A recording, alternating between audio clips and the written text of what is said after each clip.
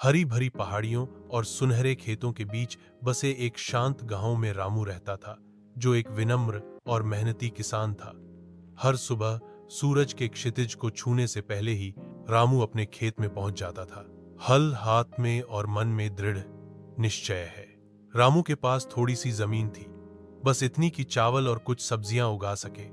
ज्यादा नहीं थी, पर वह उसे खजाने की तरह मानता था। बारिश हो या धूप, वह काम करता रहता था। उसने अथक परिश्रम किया, मिट्टी जोती, बीज बोए और हाथ से घास निकाली।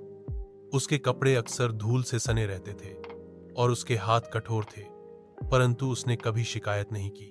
सूखे के एक वर्ष के दौरान कई खेत किसानों ने आशा छोड़ दी।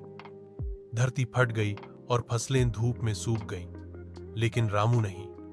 उसने अपने खेत के पास एक छोटा कुआं खोदा, दूर के तालाब से बाल्टियों में पानी लाया और प्रत्येक पौधे की देखभाल की जैसे वह अपने बच्चे के बारे में। उसका परिवार अक्सर उसे आराम करने के लिए विनती करता था, लेकिन वह मुस्कुराकर कहता था, अगर मैं अब रुक गया तो फसलें भी रुक जाएंगी। जब कटाई का मौसम आखिरकार आया, रामू का खेत एक हरे ओएसिस की तरह अलग दिखाई दिया। सूखी भूमि उसकी कड़ी मेहनत रंग लाई।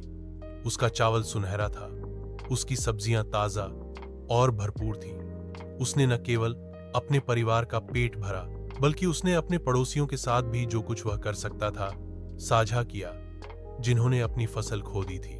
रामू ने कभी प्रशंसा नहीं मांगी। उनका मानना था कि असली धन मिट्टी में और किसी के हाथों की ताकत में है।